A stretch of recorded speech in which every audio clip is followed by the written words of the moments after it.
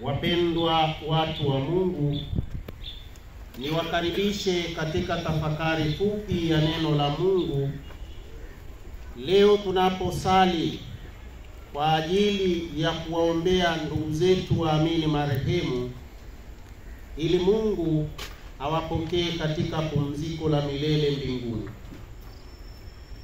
Kanisa Katoliki tangu kanisa la mwanzo usali kwa ajili ya roho za waamini marehemu waliomo toharani. Katika mafundisho ya kanisa, Wakatoliki huamini na kusadiki katika uwepo wa kanisa moja takatifu Katoliki la mitume. Kanisa hili moja ambalo ni mwili wa fumbo wa Kristo limegawanyika katika sehemu kuu tatu. Mosi, kanisa la wasafiri; pili, kanisa la washindi; na tatu, kanisa la wateswa. Kanisa la wasafiri ndiyo sisi waamini wa Katoliki tulio hai hapa duniani, kama wasafiri tunaoelekea mbinguni kwa Baba, ambako ndiko yaliko makao yetu, kama Yesu anavyotuambia, nyumbani kwa Baba yangu mnayo makao mengi, na kwenda kuwatayarishieni makao. Injili ya Yohane sura ya 14 aya ya 2. Hili ni kanisa ambalo kwa milele yote liliandaliwa makao kwa Baba, yaani mbinguni.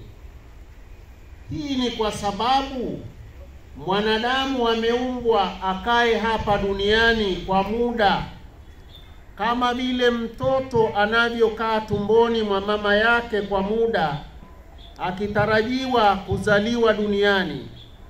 Vivyo hivyo mwanadamu huyu ameumbwa akae hapa duniani kwa muda, na baadaye azaliwe mbinguni kwa milele yote.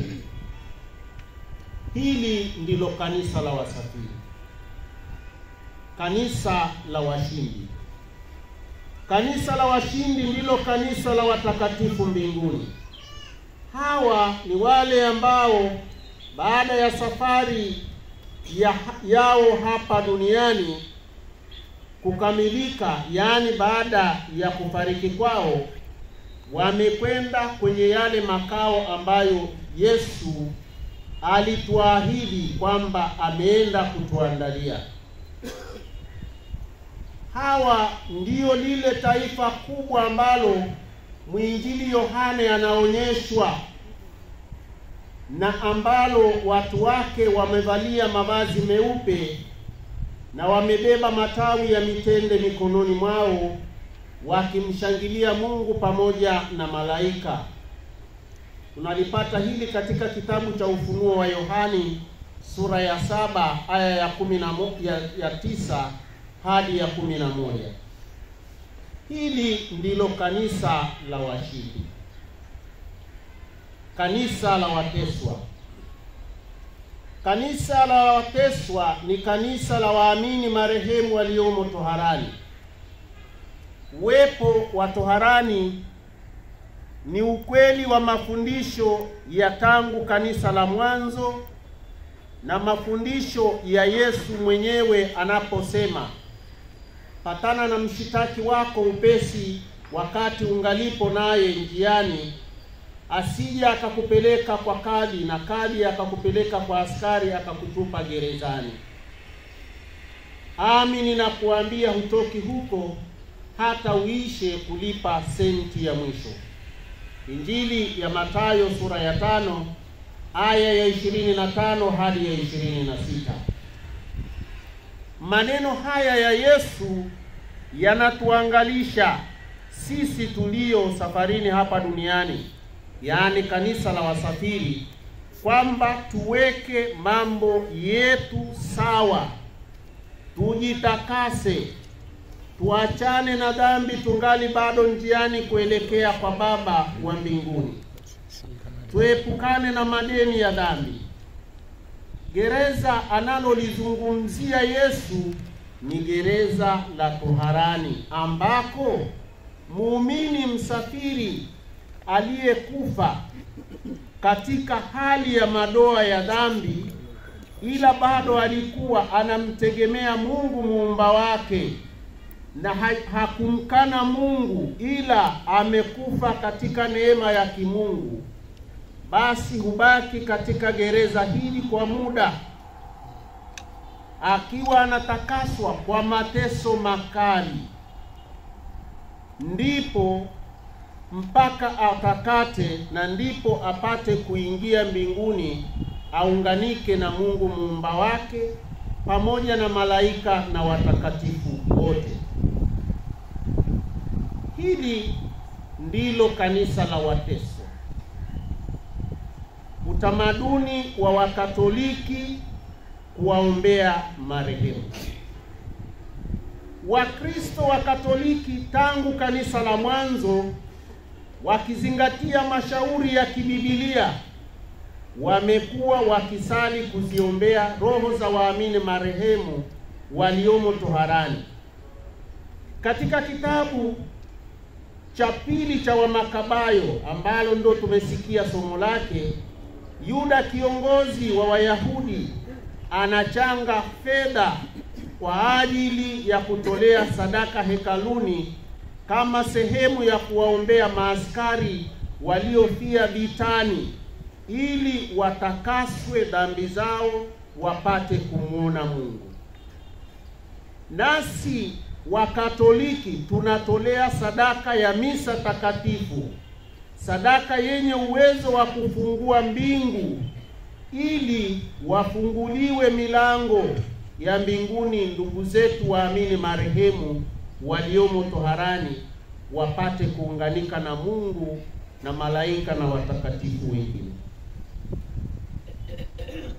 Utamaduni wa kuombea marehemu una chimbuko pia katika upendo na mshikamano wa waamini wa kanisa la wasafiri. Wakristo wa Katoliki huwa wanakusanyika kusali kwa pamoja pindi mmoja wao anapohitimisha safari yake ya maisha hapa duniani.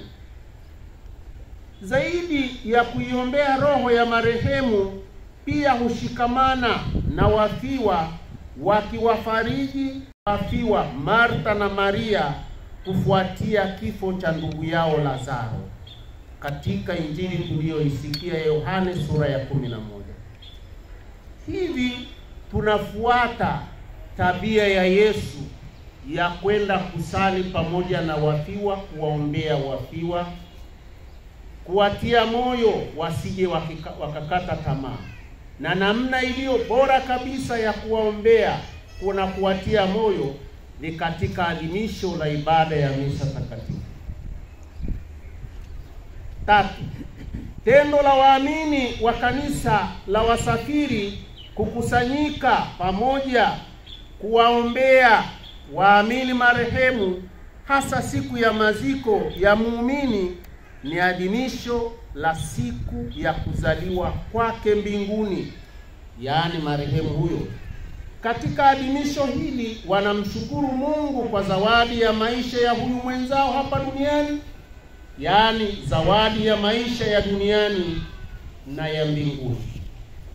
Namna iliyo bora kabisa ya kumshukuru Mungu kwa zawadi ya maisha ya huyu muumini aliyoondoka ni kwa njia ya adhimisho la Ekaristi takatifu, yaani misa takatifu, kama tunavyofanya sasa hivi kuadhimisha zawadi ya maisha ya hawa ndugu zetu waliolala katika makaburi haya. Na ndiyo maana hasa ya neno Ekaristi, maana yake shukrani. Kumbe leo ndugu zangu, tunapowaombea waamini marehemu, kwanza tunamshukuru Mungu kwa zawadi ya maisha yao hapa duniani, na tukitazamia kusherekea birthday yao mbinguni. 4. Waamini wa Katoliki, waamini wa kanisa la wasafiri wa Katoliki huwazika wapendwa wao kwa heshima kubwa kwa kuipeleka miili yao kanisani na kuadhimisha misa takatifu na kuihifadhi makaburini kwa ibada maalum. Na haya ndiyo makaburi ambapo tumehifadhi miili ya wapendwa wetu kwa heshima kubwa. Hata siku ya leo tunaposali kwa ajili ya kuombea hawa ndugu zetu marehemu wote, hawa hususan wale waliolala katika makaburi haya, tunafika hapa makaburini walimozikwa hawa ndugu zetu, tunaadhimisha ibada ya misa, tunawasha mishumaa, ishara ya mwanga wa Kristo, tunarashia makaburi haya maji ya baraka na kuyapamba kwa maua mazuri. Hii ni kwa sababu tunafundishwa na maandiko matakatifu kuwa miili yetu ni hekalu takatifu la Mungu na Roho Mtakatifu anaishi ndani mwake. Barua ya kwanza kwa Wakorintho sura ya 3 aya ya 16 na ya 17. Hii miili yetu ni kitu kitakatifu. Miili yetu wapendwa ni kitu kitakatifu sana, kinachostahili heshima ya hali ya juu. Ndiyo maana tunawazika ndugu zetu kwa heshima kubwa na kuthamini sana makaburi ambamo wamezikwa. Namna ya juu kabisa ya kuheshimu marehemu hawa, namna ya kuheshimu mahekalu haya ambayo yalikuwa ni makao ya Roho Mtakatifu, ni kwa njia ya ibada ya misa takatifu kama tunavyofanya leo. Wapendwa ndugu zangu, ikitokea tunapoteza heshima, staha na thamani kwa miili ya ndugu zetu marehemu, ujue pia tunapoteza heshima, staha na thamani ya uhai wa mwanadamu. Kamwe Kanisa Katoliki halitupi ovyo miili ya wanadamu waliofariki, kwa sababu tunaamini miili hii ni hekalu la Roho Mtakatifu. Daima tunaizika kwa heshima. Na hata huu ni utamaduni wa makabila mengi, hususan makabila ya Kiafrika, kuwazika ndugu zao kwa heshima kubwa. 5.